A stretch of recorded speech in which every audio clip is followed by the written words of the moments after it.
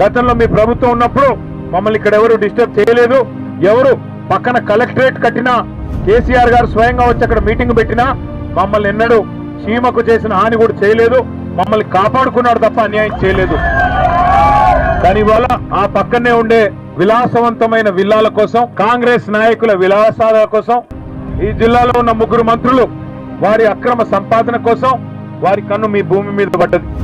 మీ 60 ఎకరాల మీద కన్నుబడి ఇవాళ 3 మంత్రులు కూడబలుక్కొని అందరూ కలిసికట్టుగా ఇవాళ పేదలను మెడలు బట్టి గెంటేసి ఒక శత్రు దేశం మీద దండయాత్రకు పోతే ఎట్లయితే పోతారో 1000 మంది పోలీసు వాళ్ళని తీసుకొని అర్ధరాత్రి వచ్చి నోటీస్ ఇవ్వకుండా అన్యాయంగా ఇవాళ మిమ్మల్ని అక్కడి నుంచి తరిమేసి ఇక్కడ బజార్న పడేసింది ఇందిరమ్మ ప్రభుత్వం. పేరుకి ఇందిరమ్మ ప్రభుత్వం. ఇందిరమ్మ ప్రభుత్వం అంటే ఏంటి? ఇల్లు కూలగొట్టడమా? కట్టుకున్న ఇల్లు కూలగొట్టి పేదవాళ్ళను మెడలు బట్టి రోడ్డు మీదకి తోయడమా ఇందిరమ్మ ప్రభుత్వం అంటే? ఇందిరమ్మ ప్రభుత్వం అంటే ఇంటర్మీడియట్ చదువుతున్న పిల్లలు, ఇవాళ ఎంతో మంది పిల్లలు అక్కడ ఉన్నారు, చదువుకోవాల్సిన పిల్లలు, వాళ్ళని రోడ్డు మీద వేసి చదువు లేకుండా చేసి వాళ్ళ నోట్లో మట్టి కొట్టి ఇవాళ మీ అందరినీ బజార్లోకి తోసింది ఈ ప్రభుత్వం. వాళ్ళు అంటున్నారంట మంత్రులు, ఇవి అక్రమమైన పట్టాలు, ఇవి సక్రమమైన కావు అంటున్నారంట.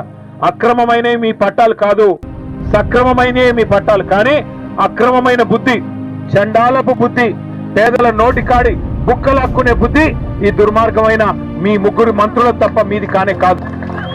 మీరు భయపడబాకండి, మీరెవరు భయపడవద్దు.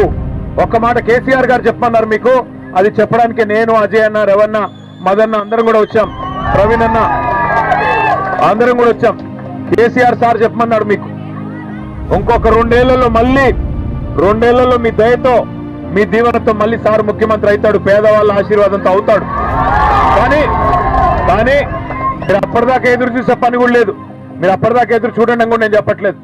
మేము మీ తరఫున మిమ్మల్ని ఎక్కడి నుంచి అయితే గెంటేశారో మీకు అక్కడే ఇల్లు కట్టించాలని, మీకు అక్కడే క్రమబద్ధం చేయాలని మీకోసం శాసనసభలో, శాసన మండలిలో మేము కొట్లాడతాం.